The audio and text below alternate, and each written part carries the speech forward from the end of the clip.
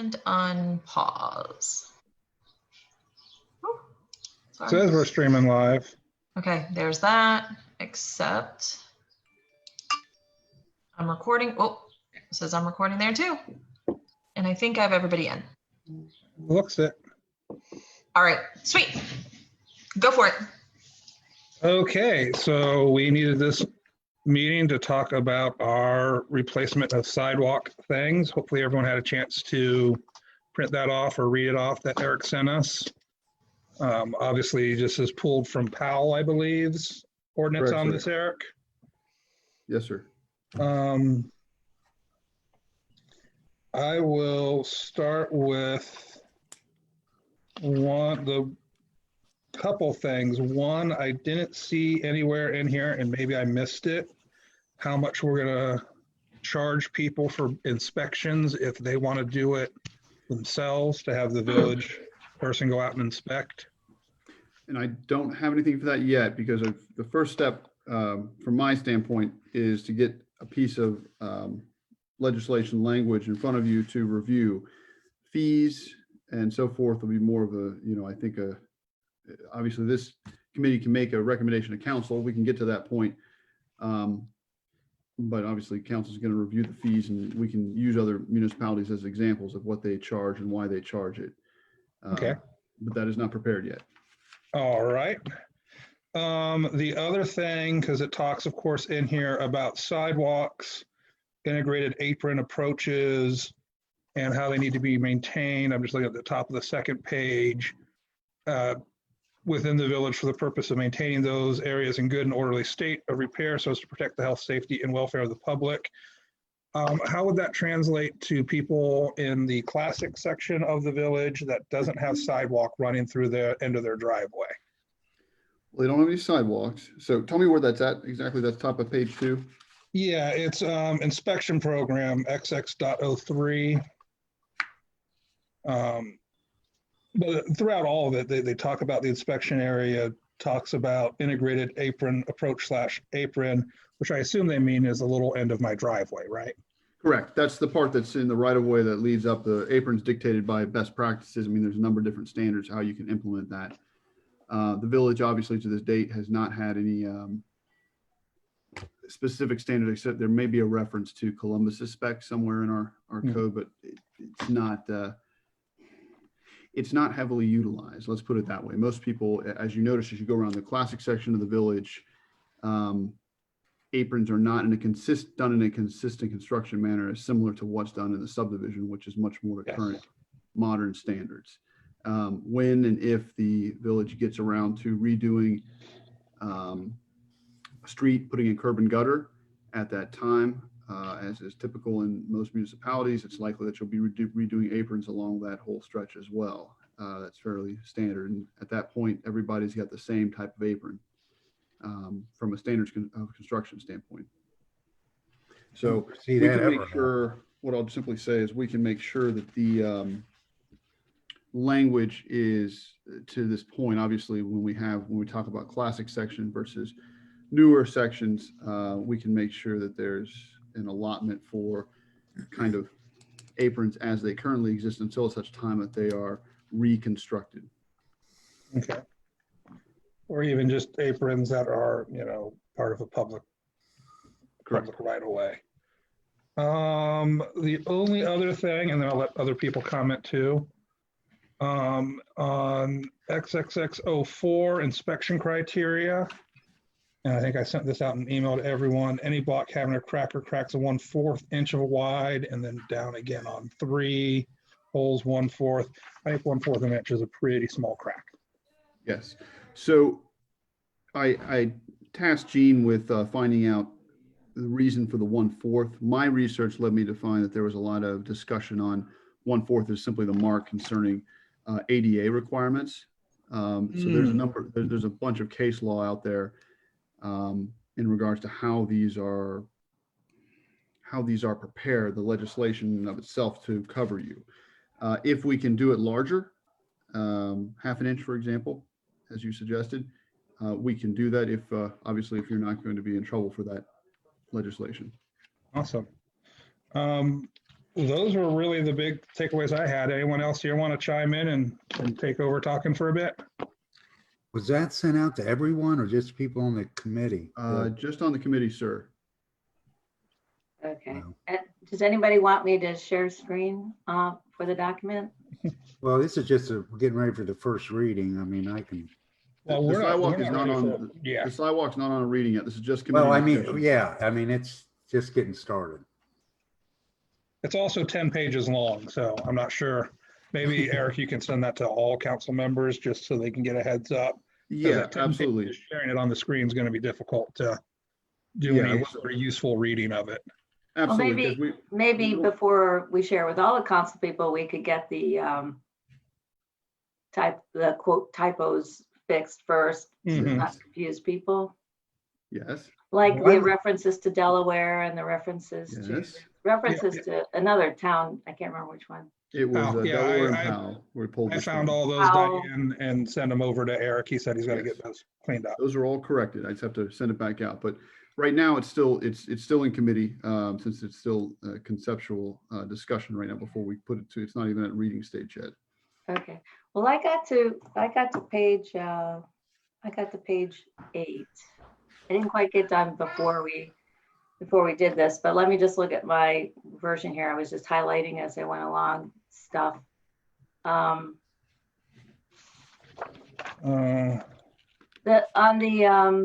Let's see, so on the first page, these pages aren't numbered, but this is under obligations, abutting owner. It's the first paragraph, obligations abutting owner. On the first page, it says, my question is it says obstructions during winter months, free of obstructions at all time, abutting owner or owners of the property in accordance with requirements. Does this include parked cars? Does this ordinance include parked cars if they park the cars on the sidewalk? This is a straddling very the good, sidewalk? this is a very good point.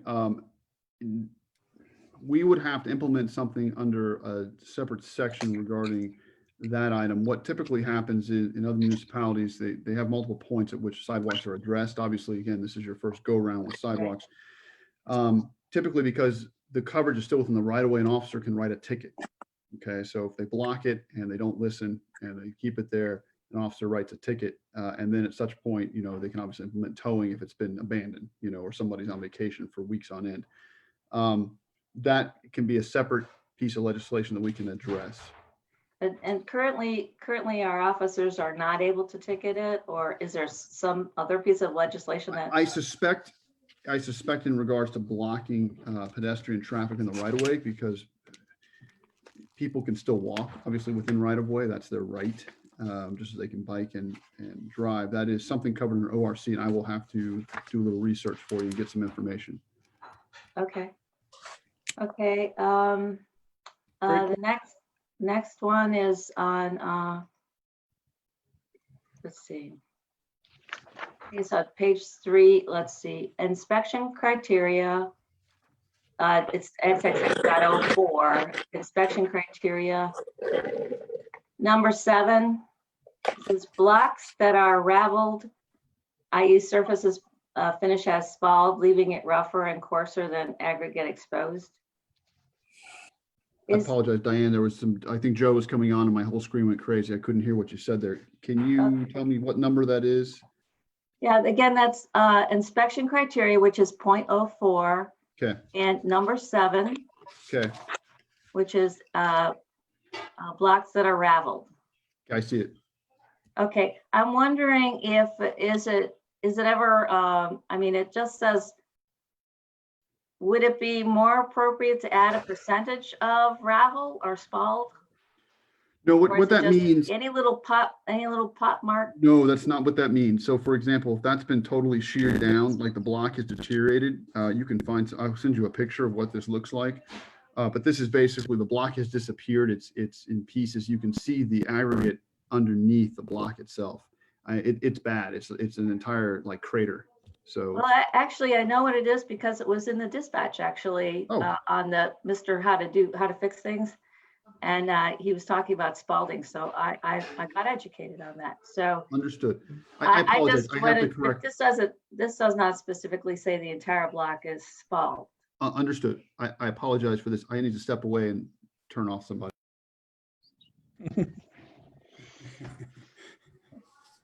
Meetings from home, huh? I'm just I glad don't know it's if not anybody me. caught me getting shot with a Nerf dart in one, but My dog just wants to play with the squeaky toys the whole time, so I have to mute mine.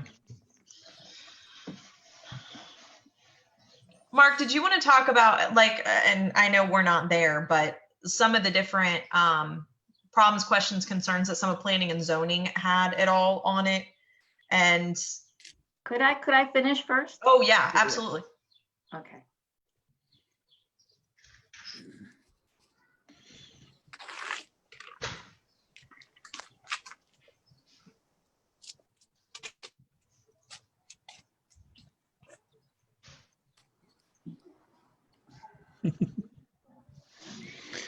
I'm gonna close my window and put on a little sweatshirt here real quick. I can still hear everyone.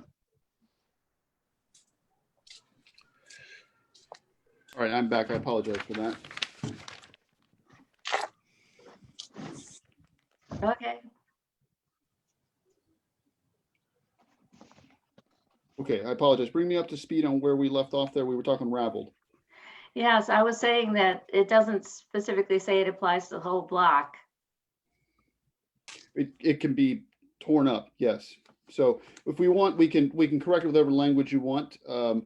Again, keep in mind the criteria and everything. The reason we're using certain templates is because it's tried and true and already passed muster in multiple cases and has been designed typically by engineers. So. Well, I understand that. All I know is anytime you leave opportunity for interpretation, it seems like that's when sometimes we get in trouble, or we get people having hard feelings because of it. The homeowner interprets it one way, or it leaves an opening for it to not be relevant, or it's not that there's not enough of spalling, or it's just in a little corner, so it doesn't count. It just, anytime you're not specific, it just leaves things open for the gray the area. resident to have hard feelings about it. That's Understood. We can obviously get anything adjusted that you so like. I'm looking at the document. Who's it time for dinner for? On his end? Or mine? I think Tony jumped out of his chair. Oh, so I think Tony maybe needs Tony. to have. I'm Tony back. needs to have dinner now. Okay. Call Uber Right. Eats. So then I had I was curious about number 10. It says stumps, stones, private signposts, or any other unauthorized obstruction in the sidewalk space. So is there another place that it talks about if a homeowner wanted to know if he could put a signpost on the sidewalk, is this where he would go to try to find out whether it's allowed or not? Well, it depends. If he's using search function, this is on our ordinances online, then the answer is yes. If you put signpost, this will be one of the multiple responses that comes up. Okay. A signpost in a sidewalk? So you have to understand that some of this was designed from other people, what they had done in the past, right? I mean, people do amazing things. Well, sure. I mean, even if it was temporary obstruction, let's say they're having a garage sale or something and they put a big sign right there on the middle of the sidewalk, someone else might not appreciate that. So, Correct. okay. All right, then.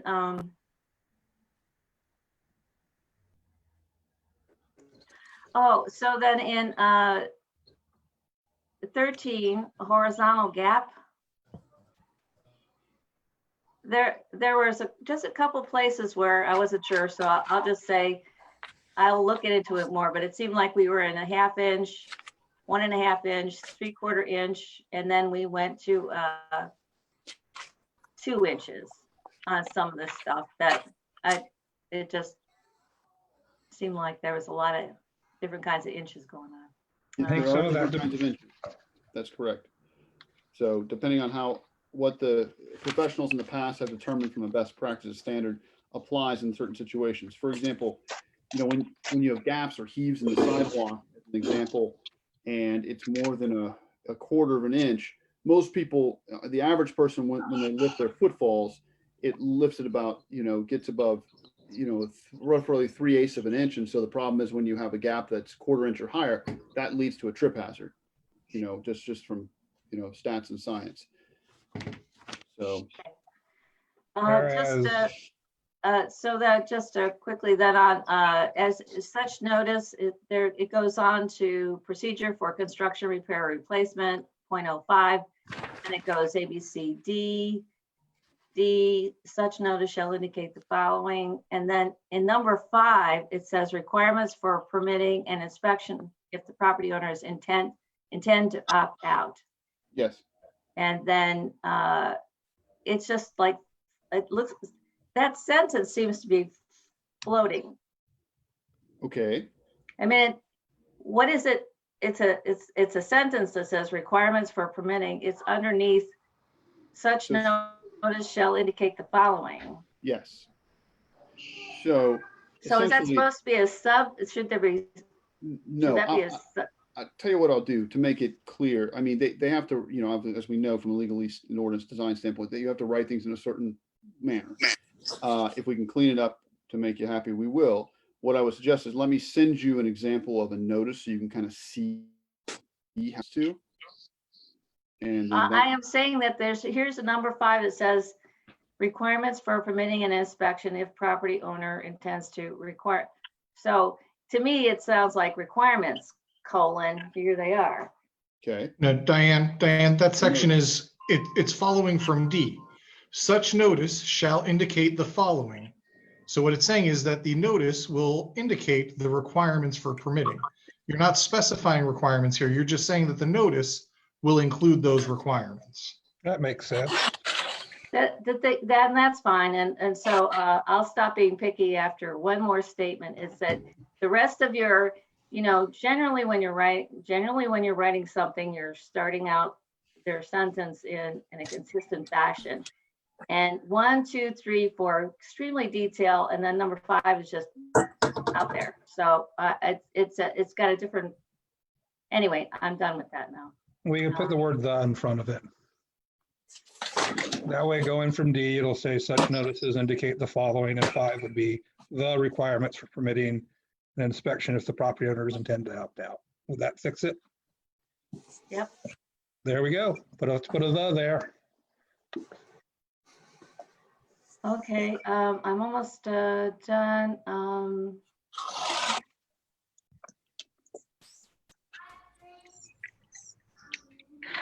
I just wanted to comment that the notice and that it needs to be fixed within 60 days. I know that the next paragraph says it's at the sole discretion of the public official. But obviously, if someone wanted to be, let's say, I'm not saying anyone would, but if we had a code enforcement or someone who wanted to, be a little obnoxious, they might send out a notice in the middle of winter. And so the feasibility of getting it done within 60 days would be 0. And granted, then but we should just be careful that we're not causing trouble with people when we know perfectly well it can't be done within that time frame. I'm sorry, Even Diane, though it one gives second. us permission to 1 second. put it out Joe, there. could you do me a favor and mute your stuff? It's very distracting. I can't hear Diane. I haven't said a word, but I will. And I know, but you're moving around and it's Moving, catching Joe. everything. Please mute.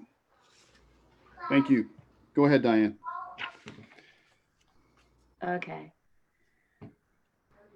I was just saying in the instruction by property owner opt out 0.06. C says that the not acknowledged on the notice of village improvement completed within 60 days. And this is at the, the village engineer decides this. And so I was just saying that although in the next paragraph it says that it could be extended should there be a reason deemed appropriate, such as weather. But, I think it just seems to me it would be nicer if we would say that we don't intend to send out a notice in the middle of winter. So if I may, Yeah. in this particular case, these items happen, these notices happen during standard normal weather, not during the winter, because the village are the ones that initiate the program. Okay. So that being the case, you won't have the situation in wintertime. We're not going to, no professional organization does this in the middle of winter. You can't get concrete down properly, asphalt, for example, in freezing conditions. We're not going to be doing this, I assume, in the winter either. I know that. I just think it leaves it open for that to happen. That's all I'm saying. We would be the only ones that would happen have to if it- initiate the program. That's right. That's right.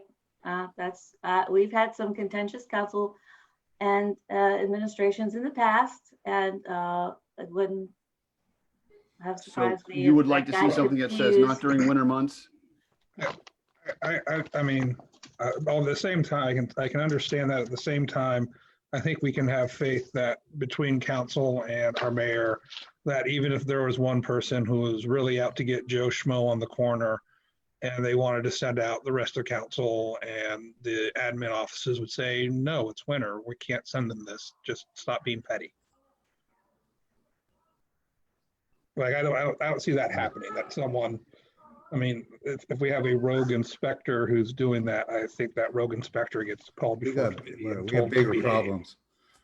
Yeah, Well, and there is a provision where those 60 days can be extended due to reasonable things like weather. And if an administration is pushing for those 60 days, I'm certain there's recourse, right? So if there's an unreasonable push for those 60 days and in the ordinance, there's an exception for weather, then there has to be a judicial step by which that reasonableness for the weather condition is evaluated. And that's why those things are written in there. mhm. Okay. All right, Diane, do you have any more comments on it? I have just one more thing. I have All a right. question on .10 specifications. Yep. Concrete sidewalk specifications, and then it mentions the construction and material specifications from ODTS. Yep. And so the question is the stuff that's below is pretty detailed. So the stuff below is really all different than ODTS?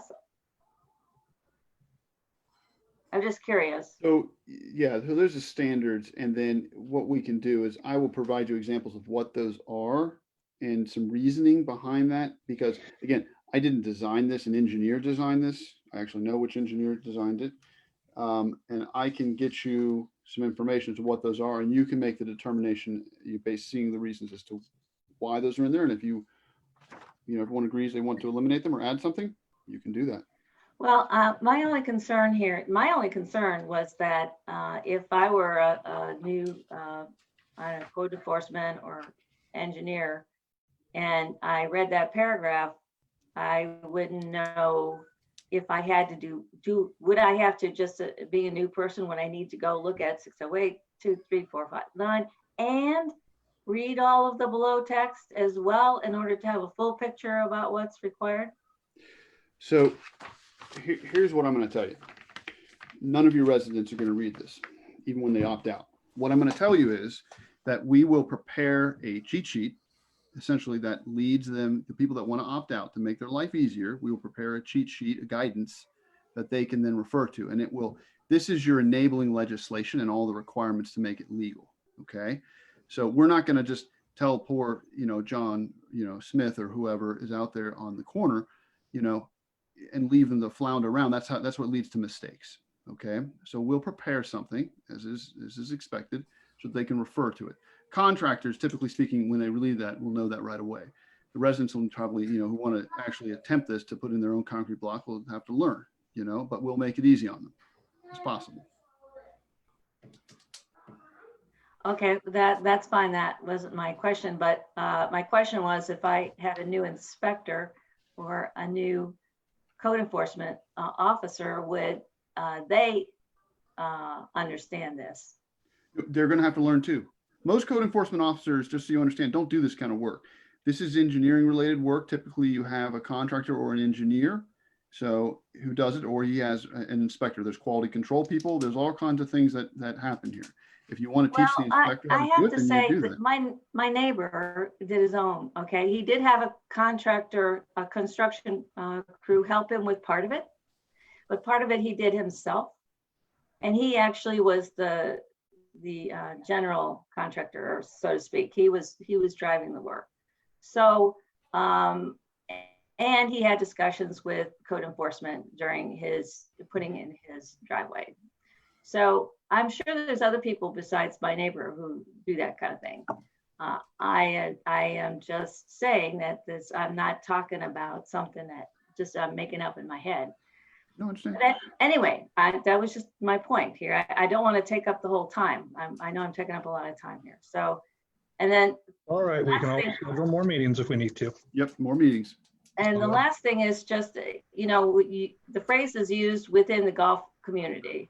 And I think if you're going to use a phrase like that, or even the legacy community, whatever, I would recommend that you please put it I'm sorry, in that's in there definitions. somewhere. I didn't catch that one. They have a golf village, and so that's what that is from. Oh, I I'll see. sort that one out. I'll get rid of that. That's not for our golf community. Well, then you used It's MI. just a template. You used something about the golf or MI community earlier. This- Anyway, This comes from the city of Powell. Apparently they have a golf course do. community there. It's called Golf Village. It was a 1,000-acre annexation. Part of it was subdivision. Donald Kenny did that work. So this came in, when they updated that wording got put into this latest document. so the sidewalk that they're talking about that's 4 feet versus 5 feet, is the MI village all 5 feet? No, It no, it is- has to do with we'll adjust as necessary for our numbers. This is a template that was pulled from the city of Powell because it was the most recent and flexible one that we can utilize for our purposes. Okay. It's a template. I'll make that adjustment and correct the Golf Village item. I'm done. I can tell you, once I get a chance to look at this, I'm sure there's going to be a lot of, your questions, Diane, are probably going to be minimal compared to mine. This is why we're even going down this road of having a program with, again, I'll take a look at it, but be prepared for the next meeting. We Because can this just seems a lot more complicated than we need to get into, my personal opinion. We'll have legal step in and discuss why we have sidewalk programs and so forth. You can't just let it be Wild West for good reason. There's a lot of Well, reasons. where why we you're don't do real that. quick to describe many of the things that I propose as the Wild West. That isn't what I'm talking about. What are you talking about then?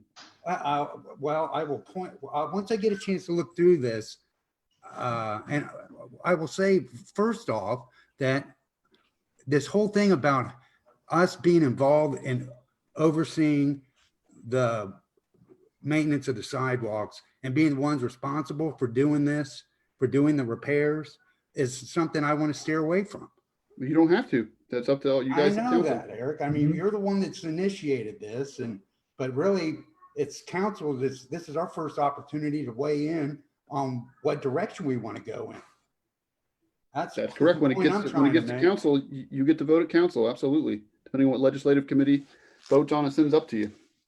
Well, I know, will it's say just- this is much more detailed, but I think really follows the spirit of what the whoever it was, streets or community who sent up the original. It was from planning and zoning. was Planning the and ones that zoning. Sent it up. I And knew it was one of them. I was part of that. And again, it was initiated by Eric. It wasn't really planning and zoning's